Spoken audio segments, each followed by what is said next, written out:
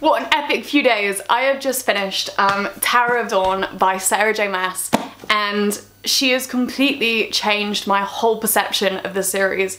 I started off hating Kale, hating Nezrin, and at the end of this book I now love them. I'm finally a convert, and I never thought it could happen. I've been through, what, 1, 2, 3, 4... been through 5 books in this series, hating both of them, and suddenly, one book, mind completely changed. So I wanted to take this time to do a little bit of review of Tower of Dawn. I'm not going to touch upon the other books, because I'm going to save that for a full wrap-up at the end of the whole series next year. But for now, just in case you don't know, Tower of Dawn is the latest installment in the Throne of Glass series. So that is Throne of Glass, Crown of Midnight, Heir of Fire, Queen of Shadows, Empire of Storms, and Tower of Dawn. So, Tower of Dawn kicks off. It's slightly separate to the other books in that it's a bit in the same as Assassin's Blade. So Assassin's Blade is like giving you a bit of extra knowledge in the whole Selena Sardothian, how she started being an assassin, that sort of thing. And so this is going on at the same time as Empire of Storms, but this is Kale's journey. And when the glass castle was shattered, Kale's legs were basically destroyed, and he had to go off to the Healers of the Tor to be saved and healed, and so he could take part in the war. He also went to try and get the Kargan, I can never say that properly, but to get them on side so he has another armada to help Aileen's battle against Erwin. So anyway, I'm going to do a little bit at the start, just giving the background to this, that's non-spoiler, and then I will go into a couple of spoilers towards the end. So, Tower of Dawn kicks off, and Nezrin and Kale have just gone over to see the Kargan. They've been sailing for however long so that he can become saved. And it kind of starts off with like a couple of different perspectives. Initially with Irene, who is the healer who will save Kale, and then you've also got Nezrin's side and Kale's side. And I found Irene quite interesting because her mother was burned by Ardalan, whatever you call them, men, and she was burned to death basically. So Irene struggles with the idea of saving Kale. And Kale he's still his annoying, stubborn self at the start of this book, and you kind of want to kill him still. I'm assuming that is Sarah J Maas's intention, that you will want to kill him. But anyway, and Nezrin is being like a doting, loyal friend. They are still together at this point, Kale and Nezrin, and I've never liked them as a couple. It always seemed a bit meh and a bit lackluster, and it was never, like Rowan and Aileen all the way through the other books, I mean, well, the last 2 books, there's passion, there's fire, you want to read about them, you want to learn about them. Kale and Nezrin are it's just like they're only together because they're the only people that are single, which is a little bit pathetic and a little bit boring. So there's 2 parts to the book. There's part 1 and part 2, obviously. And nothing seems to happen in part 1. It's basically laying the scene for this book, and then all of the drama, very similar to the rest of Sarah J Maas's books, all the drama unveils in book 2. There are a couple of other lead characters within this book. So the other lead characters are, you've got Urus, please bear with me while I pronounce these names. So you've got Urus, who is like the ruler of the Kargan. You've then got Sartark, who is, he's set to be next in line to the Kargan Empire, but we don't know that as yet. It's suggested, but he isn't announced as the heir. But he is leader of like the winged beasts, basically. And then you've got Cashin, who is another son of the main emperor, and Cashin is in love with Irene, who is the healer from the Tor, who is healing Kale. You've then got Hazar, who is also a sister of Cashin and Sartark, and she is basically a princess of the Kargan Empire. And you've got Duva, who is another princess, and you've also got Tumulin. Either way, she's dead at the start of this. So when Kale reaches the Kargan Empire, they realise that she has recently committed suicide, or so we think. We're not completely sure, but then it becomes clear and this isn't a spoiler by the way, it becomes clear very quickly that they don't necessarily believe that this was a suicide, they think it could have been something else. And so ensues the hunt for the Valg here. They think the Valg have travelled so far, possibly because of the threat of Chaol, possibly because of something else. Which, spoiler, spoiler, spoiler, spoiler starting now, we later find out is Irene. So Irene is a healer, and it seems, as we get towards the end of the book, that she, because of her healing powers, although healers can't battle and they don't have any sort of like fire or all that sort of thing, they're more water-based, they actually hold the power of being able to destroy the Valg, because it's more like a parasite. So basically it's a parasite that Irene can, using her like white magic thing, she can go in there, she can find the parasite and she can rip it away from that body and rip the Valg away. Amazing. This was the first huge revelation that I thought was incredible. I loved it. There had to be something in there that was more so than just chopping off heads, because at the end of the day that's a rubbish way to kill the Valgs. And also it was never gonna work. I mean, you can't destroy a whole army of demons just by chopping off all their heads. Not gonna happen. So this was an amazing revelation which comes out towards the end of the book. And the other huge revelation, this is all spoilers now by the way, so if you haven't read the book, maybe don't listen to this, but the other huge revelation is that Queen Maeve of the Fae is actually a Valg demon. What? Like, what? Amazing. So I never saw this coming, and I was so happy because quite often I guess things and I hadn't guessed this at all, but it seems that Queen Maeve was a princess of Valg, or a queen of the Valg rather. She was married to one of the three princes, and then she decided, I don't want to live in this horrible, dark, shadowy empire anymore. I want to travel to a new world. So she created the first gateway through to the world. And then later, Erwin and his brothers followed.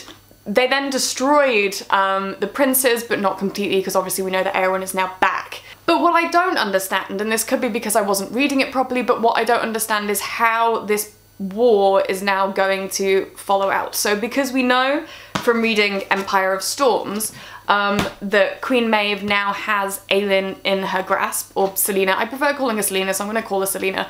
But because Queen Maeve now has Selena in her grasp, is she going to use Selena to destroy the rest of the Valg, and she will just take hold of the spiders and whatever and use them as her beings and the Fae and all this sort of thing? Or would Maeve pair up with Erwin, the other Valg king? So by judging by what the Karankui, I can't pronounce that properly, but the Karankui, aka the spiders, was saying, Maeve would never partner up with Erwin and the Valg. So it kind of opens up questions of, is this now a three-way war? Are they suddenly going to go into this weird three-way battle, or is Maeve going to use, as I suspect, going to use Selena to her advantage and then she will take down Selena afterwards? Or is that what she's planning? This is what I am imagining. It also begs the question of what Rowan knew of all of this, if he ever had suspicions that Queen Maeve wasn't actually Queen Maeve of the Fae. There's so many questions. I don't know what to think. I would love to have a discussion with you guys if you could comment below. I would really love to know if you've read this and if what you think the next book is now going to entail, because the idea of a three-way war confuses the hell out of me. Aside from that, the other thing that I loved in this book was the relationship between Sartaq and Nesrin. It frustrated me because it took so long to happen, and it also took him nearly dying for him to actually admit it. But it was so much better than the Chaol Irene relationship. Also, I thought it seemed there's just more to it, and like when she's singing in the caves and everyone's watching, and then it says he looked at her in a way that he'd never looked at her before. Oh, so good, just so powerful. And to me, Sartaq seems like the second to Rowan right now. Like, he is that sort of beastie, powerful, like rides on this huge flying birdie beast thing. he seems so much more than like the pathetic Dorian Havillard or Kale or something. They just seem a bit bleh, and not like manly and strong enough. So anyway, so that was my other favourite relationship in this. The Irene Kale thing, it dragged a little bit for me, and I did start to love Kale more because I found that battling through his demons was kind of nice, but it still had this sort of, oh, get over yourself, get over your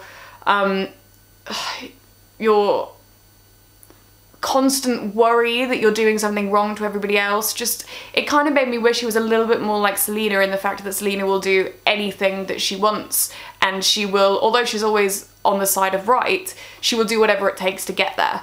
And Kale's unwavering morals kind of get to me a little bit. It doesn't make for good reading, it makes for very frustrating reading, and it makes for me screaming at the pages of this book. But in a way that made me want to read more. So I get that that is deliberate, I get that he's supposed to be frustrating, you're supposed to be like, for God's sakes, just get it together. But it does tear at you a little bit, and especially when it takes a good, it probably is like 550 pages in before it really starts to unfold, or 500 pages in before it really starts to unfold, which is, it kind of shows how amazing Sarah J Maas is, that she can be making me so angry for 500 pages, but I will still carry on reading because I know it's gonna get good. And that's the other thing I love about Sarah J Maas, is that in the final 100 pages, it always kicks off.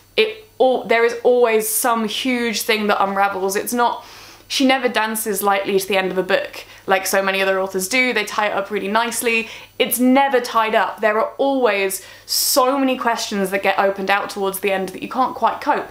And so the big battle at the end of this, when we realised that Duva was actually controlled by the Valg, and it suddenly, it just had you go, what? What? Like, huge double take at the book. Like, is this really happening? They're like, it was funny that yet again they were going down into the tombs below a castle again, but it was just, it was amazing how yet again Sarah J Maas seemed to make the female, sort of the subservient almost female of Irene, come out and be the main, like, moving power in this book.